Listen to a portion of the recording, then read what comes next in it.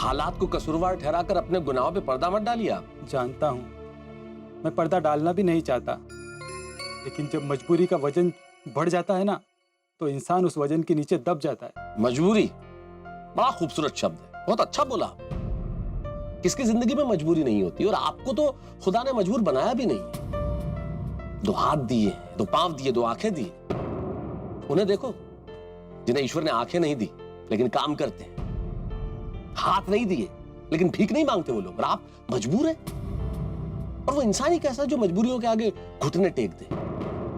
इंसान वही है जो मजबूरियों से संघर्ष करे, जो जीवन के हर थपेड़े से टकराए लेकिन विजेता बन के उभरे। इंसान वही है जो दब जाए लेकिन ऊपर उठ के आए। ऊपर कौन नहीं उठना चाहता तारक साहब, लेकिन जब बच्चे के पेट में भूख का गड्ढा रास्ते के गड्ढे से भी गहरा हो जाए तो एक बाप क्या करेगा। आंखों में आशा की चमक लिए जब मेरी पत्नी दरवाजे पर खड़ी ये सोचती है कि जब मैं शाम को घर आऊंगा तो कुछ लेकर आऊंगा, लेकिन जब खाली हाथ जाता हूं तो उसकी वही आंखों की चमक फीकी होते हुए देखता हूं ना, तो मायूस हो जाता हूं। माँ की दवा, पिताजी के टूटा हुआ ऐनक और ऐसे घर के कई खर्चे जब एक बेटा पूरा ना कर पाए तो वो बेटा क्या करेगा। दोस्त, तुम अकेले नहीं हो दुनिया में। जरा नजरें उठा के देखो चारों तरफ। भूख, गरीबी, शोषण, वेदना, पीड़ा, ये है सच लोगों का। सुबह चूल्हा जलता है तो ये पता नहीं होता कि शाम को रोटी बनेगी कि नहीं, लेकिन वो चोर नहीं बनते। सबके जीवन में मजबूरी होती है मेरे भाई। हर आदमी किसी न किसी अभाव से लड़ रहा होता है, लेकिन इस तरह वो घुटने नहीं टेक देता, आसान रास्ता नहीं ढूंढ लेता चोरी करने का। अरे तुम्हें तो ईश्वर ने वरदान दिया है। जिन हाथों को ईश्वर ने कलम सौंपी है उन हाथों से चोरी कर रहे हो तुम। कलम की ताकत का अंदाजा है तुम्हें कि कलम क्या कर सकती है। कलम चाहे तो सिंहासन हिल जाए, कलम पुनर्जागरण ला सकती है, कलम विद्रोह करती है, कलम क्रांति करती है। और कलमकार अगर चोरी करेगा मेरे दोस्त, तो ये तो ईश्वर के दिए हुए वरदान का अपमान होगा। उठाओ इस कलम को, लिखो इससे, अपने सोए हुए स्वाभिमान को जगाओ मेरे दोस्त। यूं निराश नहीं होते जिंदगी में। आपके हाथ से जब ये बैग छीनकर भाग रहा था ना, तो आपसे ही नहीं खुद से भी दूर भाग रहा था। बहुत भागा, अपने आप से बहुत दूर चला जाना चाहता था, लेकिन नहीं जा पाया। और आज आपकी बातें सुनकर ऐसा लगा जैसे अब सही जगह पर पहुंचा हूं। आज के बाद मेरी कोशिश यही रहेगी कि अपनी ताकत को पहचान सकूं। शाबाश। मेरी वजह से आपको जो भी तकलीफ हुई उसके लिए माफी मांगता हूं। एक मिनट दोस्त, कुछ रुपए लेके जाओ, काम आएंगे। क्या तारक साहब, एक तरफ तो आप स्वाभिमान से जिंदगी जीना सिखाते हैं और दूसरी तरफ हाथ फैलाने के लिए कह रहे हैं। नहीं तारक साहब, अब मेरा स्वाभिमान जाग गया है। अब मैं जो भी हासिल करूंगा अपनी मेहनत और अपनी लगन से करूंगा। धन्यवाद। मैं तुम्हारी भावनाओं की कद्र करता हूं, मैं जोर नहीं डालूंगा, क्योंकि मैं जानता हूं कि संघर्ष क्या होता है।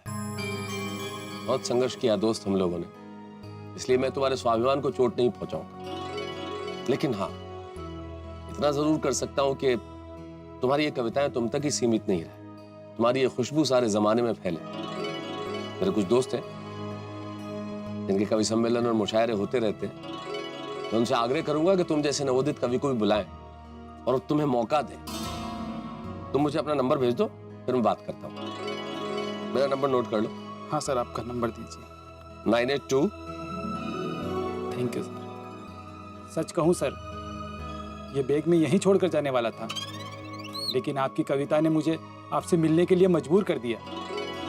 चलता हूँ सर, आपके मैसेज का इंतजार करूंगा। सलाह देकर ना कहने वाले तो बहुत मिले, लेकिन राह दिखाकर हाँ कहने वाले आप पहले मिले हो। एक बार आपके पांव छू सकते? नहीं नहीं नहीं, गले मिलो दोस्त। All the best.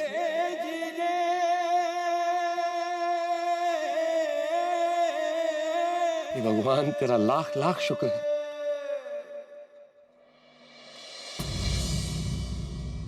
अंजलि तुम? तारक प्लीज, आपको कुछ कहने की जरूरत नहीं है, मैंने सब सुन लिया। आप सही थे, फिर भी मैंने आपको कितना बुरा भला कहा। मुझे माफ कर दीजिए प्लीज। अंजलि, क्या बेवकूफी कर रही हो? खड़े हो जाओ। ये हाथ मैंने इसलिए थोड़ा ही थामा है कि इन हाथों से तुम कान पकड़ो। कर दिया, माफ कर दिया। अरे इतनी आसानी से कैसे आप मुझे माफ कर सकते हैं? थोड़ा डांटिए, थोड़ा गुस्सा कीजिए। अरे भाई, आपसे प्यार करने से हमें फुर्सत मिले तो गुस्सा करें ना, तो नाराजगी हो। जो भी हो अंजलि, उसमें तो तुम्हारी गलती है ना, मेरी गलती। हो गया तो फिर किस बात का गुस्सा, किस बात का झगड़ा? एक मिनट। हुजूर आला, लीजिए, हाजिर है वो गिफ्ट जो हमने आपके लिए खरीदी। अब डंके की चोट पे ढोल ताशे के साथ सबको सोसाइटी में कहना कि आपको ये गिफ्ट मिली है। मुझे ये गिफ्ट नहीं चाहिए। क्यों? क्या क्यों? मुझे मेरे रोमांटिक तारक वापस मिल गए, वही मेरे लिए बहुत है। यार कमाल है तुम लोगों का भी। जब गिफ्ट नहीं मिल रही थी तो पाने की जिद, और मिल गई तो नहीं चाहिए। Typical wife. हाँ हाँ, तो आपकी इस टिपिकल वाइफ को इस गिफ्ट से ज्यादा उस कविता में इंटरेस्ट है, जिसे पढ़ के वो कवि भाई इस गिफ्ट को वापस देने आए। ऐसा क्या था उस कविता में? मुझे भी तो जरा बताओ। कुछ खास नहीं, बस तुम्हारे लिए कुछ 2-4 पंक्तियां लिख दी थी। हमारी तारीफ में? तो सुनाइए, इरशाद।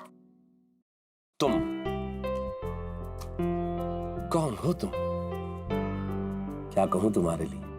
तुम जीवन का अर्थ, तुम ही हो जीवन में। तुम सांस, तुम मन, तुम ही हो धड़कन भी। दुनिया की हर शय में प्यार है तुम्हारा। मेरी हर सांस पे अधिकार है तुम्हारा। ये चांद, ये तारे, ये नदियां, तुम हो तो सब है। तुम्हारी मुस्कान मेरे जीने का सबब है।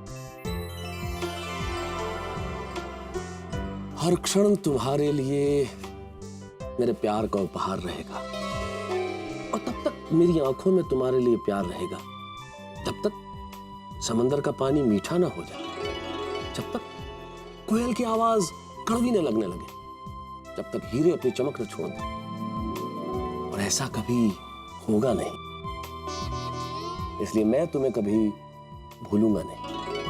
कभी नहीं, कभी नहीं, कभी नहीं। Tarak, you're so sweet, you're so cute. I love you, I love you, I love you, I love you. I love you too, Anjali, I love you too. Thank you. Tarak, हमारा प्यार का तोहफा हमारे इस लम्हे के बारे में क्या कह रहा है? वो एक प्यार की थपकी मार के देखे। हुजूर,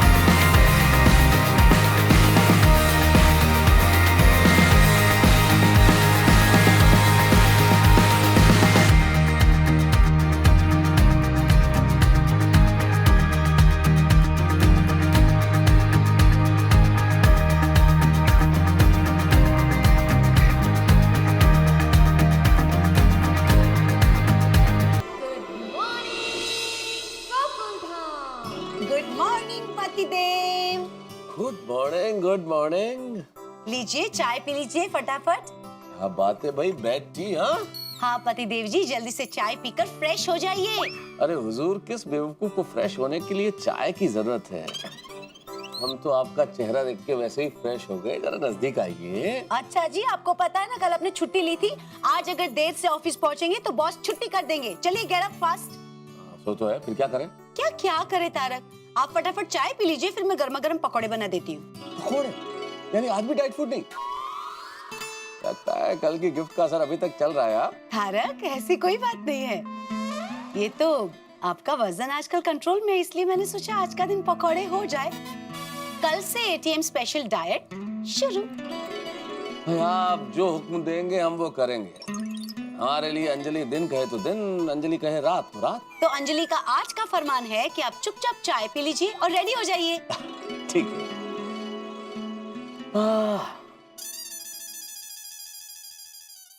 जेठालाल को फोन करके बता तो दूं भाई कि सब कुछ ठीक है।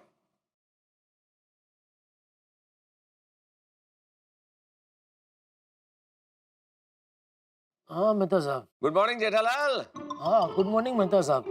क्या बात है यार, तुम अभी तक सो रहे हो? अरे वो कल रात को आपसे बात हुई, वे टेंशन के मारे नींद ही नहीं आ रही थी, बहुत देर से नींद आई। अरे अब टेंशन लेने की कोई जरूरत नहीं है, तुम्हारी भाषा में बोलूं तो सारा मसाला हल हो गया है। क्या? कैसे? अरे भाई जल्दी से घर आ जाओ, फिर डिटेल में बताता हूँ और तुम्हें ऐसा नाश्ता कराता हूँ जो तुमने जिंदगी में नहीं किया होगा। अरे बाप रे, हाँ वो तो है। आप जैसा नाश्ता करते हैं वैसा घास फूस वाला नाश्ता तो मैंने आज तक कभी नहीं किया और ना ही करना चाहता हूँ भाई। अरे यही तो बात है जेठालाल, आज घास फूस नहीं, तुम्हें गर्मा गर्म पकोड़े खाने को मिलेंगे। अंजलि मान गई है। तुम यकीन नहीं करोगे, इस वक्त भी मैं मसालेदार चाय की चुस्कियां लेते हुए तुमसे बात कर रहा हूँ। क्या बात कर रहे हैं मेहता साहब, यह चमत्कार हुआ कैसे? अरे सच में चमत्कार ही हो गया जेठालाल। तुम्हारे जाने के बाद मैं सोने की कोशिश कर रहा था कि इतने में डोरबेल बजी। हाँ जी जी, ये आपकी अमानत। मैं ही वो चोर हूँ जिसने ये चोरी किया था। मैं तुम्हें छोड़ूंगा नहीं, मैं तुम्हें छोड़ूंगा नहीं। तो सामने आते ही उसका हाथ मेरे गिरेबान पर आया। जैसा भी था अच्छा था मेरे झूठ का साया। चोरी के साथ साथ कविता का शौक भी है? मैं चोर हूँ ही नहीं, मैं कवि हूँ। आपको कुछ कहने की जरूरत नहीं है, मैंने सब सुन लिया। मुझे माफ कर दीजिए। ओ वाह, मतलब आपकी कविता ने आपका घर संसार बचा लिया। हाँ सो तो है दोस्त। मेहता साहब मुझे लगता है आपकी कविता से इतना बड़ा फायदा आज तक आपको कभी नहीं हुआ होगा। नहीं नहीं, फायदे तो बहुत हुए दोस्त, लेकिन इस बार क्या है कि सिक्सर टाइम पे लग गया और मैं मैच जीत गया।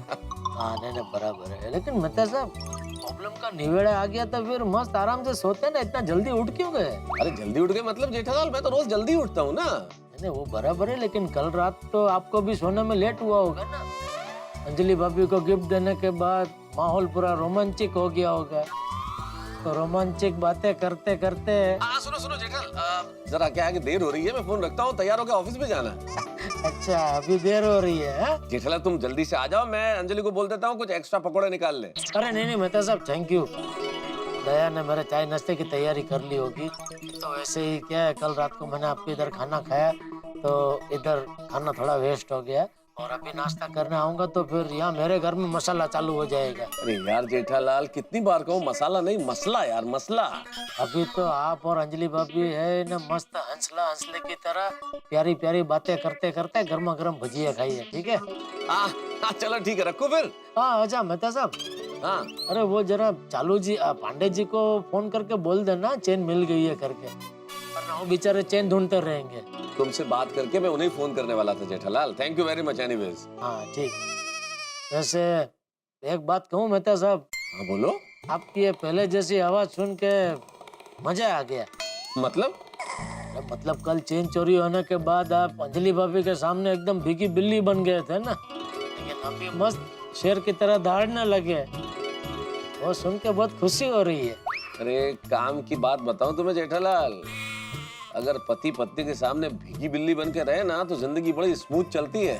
हाँ वो तो है। फिर अभी आज का क्या प्लान है? आज भी पूरे दिन की छुट्टी? हाँ छुट्टी ले लूं ताकि फिर नौकरी से निकल जाऊं, तो मुझे घड़ा इलेक्ट्रॉनिक्स में आके नौकरी करनी पड़ेगी जेठालाल। चलो रखता हूँ, जल्दी से तैयार होकर ऑफिस में जाना है। Okay bye. Okay bye bye. आप लोग को साहब ने क्यों बुलाया है वो साहब बताएंगे। यस, जैसा कि आप लोग जानते हैं कि हमारी बासुंदी की सोने की चैन मिल गई, हमें पूरा यकीन है कि इस बार हम गोकुल धाम के केस को भी सॉल्व कर लेंगे, और केस जैसे ही सॉल्व होगा हमें सेलिब्रेट करना चाहिए, राइट? एक काम करो, 20 रुपए, 500 रुपए है क्या? अरे बाद में देता हूँ। है सर। है ना? जाओ बढ़िया से मिठाई लाओ, हमें ये सेलिब्रेट करना है। Okay come move move.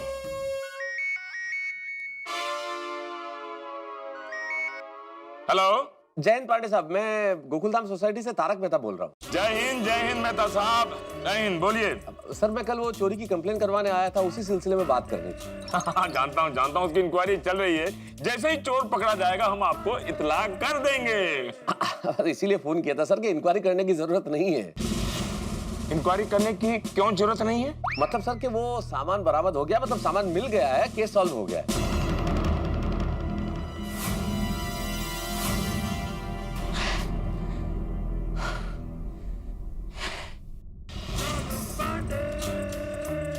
जाके जल्दी से उसे रोको कि वो मिठाई ना लेने पाए, नहीं तो तुम्हारे 500 रुपए तो गए। अरे सर मैं जा रहा हूँ अभी।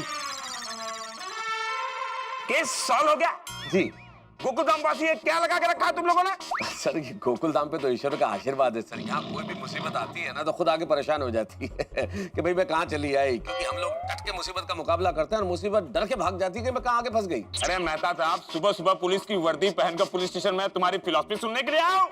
नहीं सर, मैं फिलोसफी नहीं सुना रहा था, मैं तो सिर्फ ये कह रहा था कि भाई अब वो चोरी का माल वापस मिल गया है तो कंप्लेंट वापस ले लूं ताकि आपको कोई परेशानी ना हो। वाह, खुद केस सॉल्व कर लेते हो और कहते हो कि आप परेशान मत हो पांडे जी। आप गोकुलधाम वासी जो टी शर्ट और कुर्ता पहनकर घूमते हैं ना, उसके बदले पुलिस की वर्दी पहन लो, और जो गोकुलधाम सोसाइटी का बोर्ड लगा है ना उसे हटाकर गोकुलधाम पुलिस स्टेशन लिख दो। Sorry sir, sorry sir. Dada Saheb, आपको पुलिस स्टेशन में तो आना पड़ेगा। किस तरह आपने सॉल्व किया ये आपको हमको बताना पड़ेगा। आपने चोर को कहां, कब और कैसे पकड़ा, ये सब आपको यहाँ आके बताना पड़ेगा। आप अपनी कंप्लेंट वापस ले रहे हैं, ये हमें अपने रिपोर्ट में लिखना पड़ेगा ना। हाँ तो मैं बताता हूँ ना सर। देखिए कल क्या हुआ कि जिस चोर ने चोरी की थी असल में वो रेगुलर चोर नहीं था, तो वो तो कोई कवि था सर। कवि था और मजबूरी की वजह से, हालात की वजह से चोर बन गया था। तो वो जब सामान चोरी करके गया और उसने उस चेन और पेंडेंट के साथ मेरी कविता पढ़ी, मेरा नाम पढ़ा, तो उसका कवि हृदय पिघल गया और वो आया और उस सामान लौटा के चला गया। वो गया और आपने उसे जाने दिया। हाँ। मेहता साहब, अब तो आप कानून के दायरे में आ गए हैं। क्यों? अरे क्या क्यों? आपने पुलिस को मजाक समझ रखा। पहले आप पुलिस स्टेशन में आकर चोरी की कंप्लेंट लिखवाते हैं, फिर चोर आपका सामान दे जाए तो आप उसे जाने देते हैं। आपने एक गुनहगार को छोड़कर कानून अपने हाथ में लिया है मिस्टर मेहता। आपको पुलिस स्टेशन अभी का भी आना पड़ेगा, वरना हम खुद आते हैं आपको लेने। नहीं देखिए पांडे साहब, मेरी बात समझने की कोशिश कीजिए। निश्चित तौर पे कानून आप हमसे ज्यादा जानते हैं और मुझसे तो कहीं ज्यादा जानते हैं, लेकिन मुझ जैसे सामान्य बुद्धि वाले व्यक्ति के दिमाग में एक ही बात आती है सर कि कानून का काम गुनाह को खत्म करना है सर, गुनहगार को खत्म करना नहीं है। राइट है। और गुनाह अगर समाप्त हो जाएगा सर तो गुनहगार का अस्तित्व ही मिट जाएगा। हाँ, तो इस केस में भी सर उस चोर ने, मतलब उस कवि ने वादा किया है कि जिंदगी में दोबारा वो ऐसी गलती नहीं करेगा और पूरे स्वाभिमान से जिंदगी जिएगा। मेरे ख्याल से तो ये ठीक ही हुआ सर, इससे अच्छा और क्या हो सकता है। बहुत बड़ी बात कही आपने मेहता साहब। मैं चोर को बहुत अच्छी तरह से जानता हूँ। वो 10 साल से रेगुलर चोरी कर रहा है, हम भी उसे रेगुलर पकड़ रहे हैं। जब भी वो पकड़ा जाता है वादा करता है कि साहब हम अगली बार नहीं करेंगे। अब आप ही बताइए, मैं भी आपकी तरह उसके साथ यही व्यवहार करूं? देखिए मेहता साहब, कानून अगर इस तरह भावनाओं में बहने लगा तब तो सारे गुनहगार इस बात का फायदा उठाने लगेंगे। You are right sir. Mehta साहब, आपको पुलिस स्टेशन आना पड़ेगा और एक बार पूरी रिपोर्ट पर साइन करना पड़ेगा। जी, मैं ऑफिस जाने से पहले आपसे मिलके जाऊंगा सर। जय हिंद सर। मुंबई पुलिस हर नागरिक की सेवा के लिए तत्पर है। जय हिंद, जय महाराष्ट्र। जय हिंद, जय महाराष्ट्र सर। अरे तारक, आप अभी तक नहाने नहीं गए? मेरे बस जा ही रहा था, लेकिन वो इंस्पेक्टर चालू पांडे से बात करना जरूरी था। कंप्लेन वापस लेनी है ना, तो मुझे ऑफिस के पहले जरा पुलिस स्टेशन जाना पड़ेगा। सच कहूं तारक, मुझे तो आजकल पुलिस स्टेशन का नाम सुनते ही घबराहट हो जाती है। इसलिए आप ना अकेले मत जाना, जेठा भाई को अपने साथ ले जाना। हाँ, अरे छोटी सी फॉर्मेलिटी है, उसके लिए जेठालाल को क्यों परेशान करूं भाई। तुम जल्दी से नाश्ता तैयार करो, मैं तैयार होता हूँ, ऑफिस जाना है। जी। तो अब जाके जान में चाह आई, अब राहत की सांस ले सकता हूँ, आराम से बैठ सकता हूँ, क्योंकि आपने तो देखा ही कितनी मुसीबत हुई, कितनी आफत हुई गिफ्ट के चक्कर में, लेकिन अंततः सब कुछ ठीक हो गया। अंजलि मान गई, अंजलि के चेहरे पे मुस्कुराहट आ गई, मेरी इंस्पेक्टर चालू पांडे से बात भी हो गई, एकदम परफेक्ट। लेकिन एक बात, इतनी तमाम मुसीबत और भागदौड़ के बाद एक चीज तो बहुत अच्छी हुई, मैं और अंजलि और नजदीक आते। यही वैवाहिक जीवन की मिठास है। बहस होती है, थोड़ी बहुत नोक-झोंक होती है, लेकिन अंततः सब कुछ ठीक हो जाता है। थोड़ी बहुत बहस वैवाहिक जीवन में तड़के के लिए जरूरी है, थोड़ी बहुत नोक झोंक भी जरूरी है, लेकिन यही कहीं बढ़ जाए तो मुसीबत हो जाती है, क्योंकि ज्यादा मसालेदार खाना एसिडिटी कर सकता है। लेकिन यहाँ सब कुछ ठीक, मुस्कुराहट। लेकिन हाँ, एक चीज तो मैं भूल ही गया, मैं अपने परम मित्र जेठालाल को धन्यवाद ज्ञापित करना भूल गया। भाई धन्यवाद तो जरूरी है, क्योंकि उन्होंने भी मेरे साथ तकलीफें पाई। भाई मैं आपको आमंत्रित करता हूँ, आप और मैं मिल के धन्यवाद कहेंगे और हंसेंगे हंसाएंगे। बस देखते रहिए तारक मेहता का उल्टा चश्मा, देखते रहिए, हंसते रहिए।